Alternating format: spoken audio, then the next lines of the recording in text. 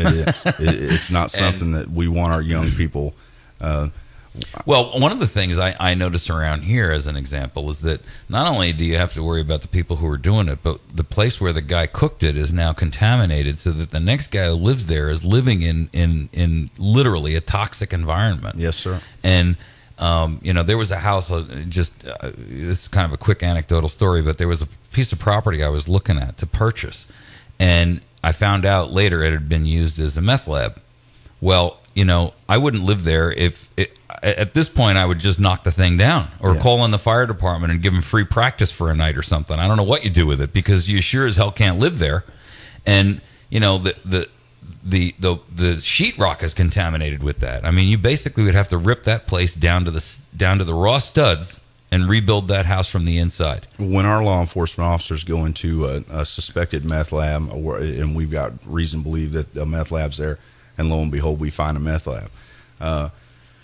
We use Tyvek suits. We use booties. We use chemically resistant gloves. We use respirators. It's a toxic environment. Yeah. It's no different than walking into a toxic waste dump. Right. You have to protect yourself, and if you don't use those protective items and that protective clothing, and you go home in the same boots and jeans and shirt that you went into a meth lab in, right, then you're contaminating your house and your children and all anyone who comes in contact with you. Sure. And it's invisible. That's the problem. It's not like, you can see mud on your pants, right? But you can't see toxic substances like that. You cannot. So let's talk a little bit about the area of criminality, because one of the things I talked to, I've forgotten now. I think it was there was a sheriff I interviewed here. I can't remember if it was Jotz or another guy. Wes Ellison. Do you know Wes?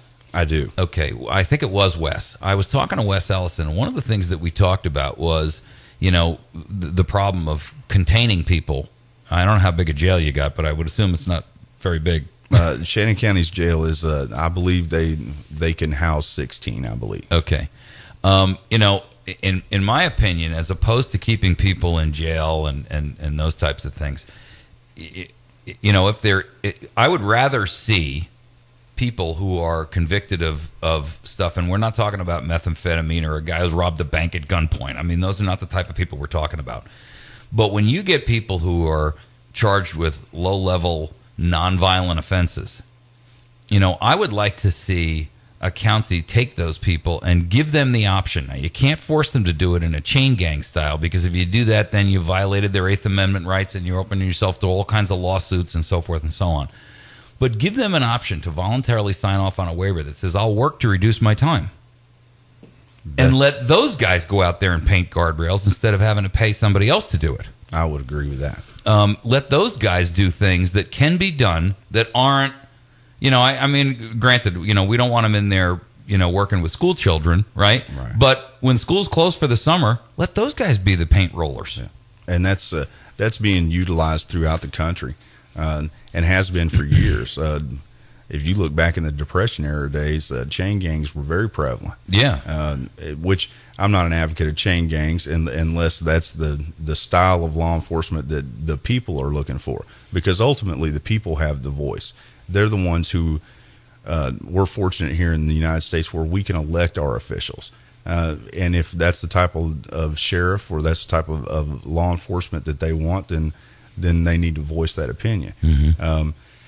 As far as using our convicts, and they have to be convicted before they can ever dedicate themselves to that type of work environment. I get it. So if we use our convicts for community service, and we use prisoners from Department of Corrections here in the state of Missouri to clear right-of-ways all the time. Sure. There's work crews that come through Shannon County probably once a month that do weed eating and cleaning up highways and that kind of thing. Yeah, you see them all the time. We've got to take a break because it's quarter hour, and but folks, we'll be right back. This is Don Crowley. He is running for sheriff in Shannon County. A telephone number where you can reach him is area code 417, of course, 293-3737. The name of the show is America's Voice. Our telephone numbers here at the station are 257-1111 or 866-537-3737. 554-6636. If you have a question that you'd like to ask Don in reference to some issue in Shannon County, as long as it's not a specific case, by all means, feel free to give a call here into the station and do an on-air question. If it's something specific, then you're probably going to want to reach him directly on his phone at 293-3737. We'll be right back. You're listening to America's Voice, and our telephone numbers here are 257-1111, 866-554-6636. You're listening to KBMV out of Birch Tree in West Plains. And we have Don Crowley in studio this morning, and he's running for sheriff in Shannon County. So, Don, let's just touch on the issue of the sheriff's role.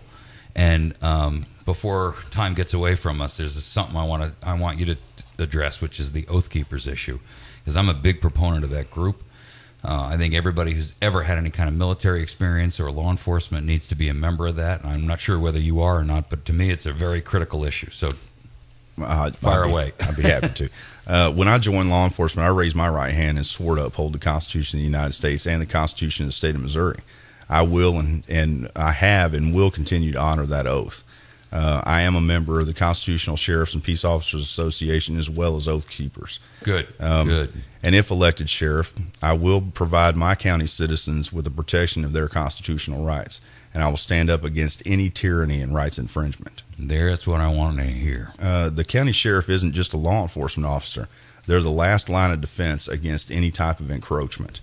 In 2007, here in the state of Missouri, Missouri Senate bill proposed, or the Missouri Senate proposed Senate Bill 22, which had an amendment for the dissolution of the county sheriff's offices.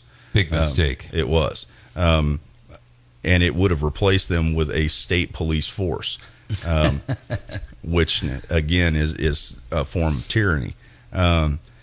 Luckily, the measure died. It was a tied vote, 16-16, with two state senators abstaining. We've got one of those senators that is seeking higher office right now, looking to be our next lieutenant governor.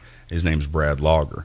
Now, we share the same party, and he claims to be a conservative, but to be a conservative means to hold our old values and to hold them in. Conserve what we have as a republic. That's right. And the office of the sheriff is the oldest elected office in the United States. Good point. Even before the first president. Sure. Before there were states and there were sheriffs, yes, right? Sir. And before there was a president, before there was a government, there was regional sheriffs or county. I guess they weren't counties in those days, but they were sheriffs. Yes, sir. And to be a conservative, we want to conserve what we have, and that the sheriff being our first and last line of defense against federal tyranny, to dissolve those offices is a travesty. Absolutely. He's on the Republican ticket? I believe so. Yeah, that's called Rhino. Yeah. So, sir, let's talk about the sheriff right now. There is an existing sheriff, obviously, in there, right? There is.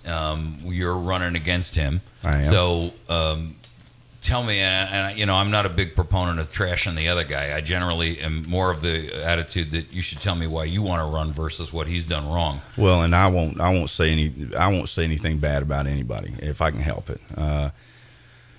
What are the plans that you intend to implement that would be different than what's currently going on? I guess that's a better way to try to address it. Okay. The law, as it is written, applies to everyone equally.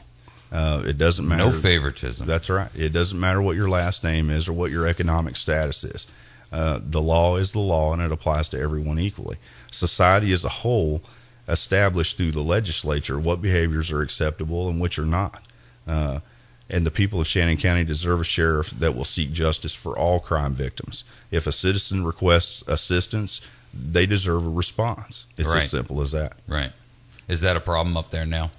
It's a growing problem, yes, sir. Okay. From what I've been told, I've been approached by several citizens outside of my jurisdiction who live in the county. Mm-hmm. I've received an overwhelming response to me running for sheriff. They want to see law enforcement. They want to see that their needs are being met just like anybody else's, regardless of who they are or how much money they have. Right. You know, I do. I'm a bit of a hiker, and I do some hiking and camping, and I've been up to Shannon County quite a few times to do that. One of the things I've noticed in reference to the sheriff's department is that almost every time I have gone through like Winona or Eminence, there's sheriff's vehicles in town.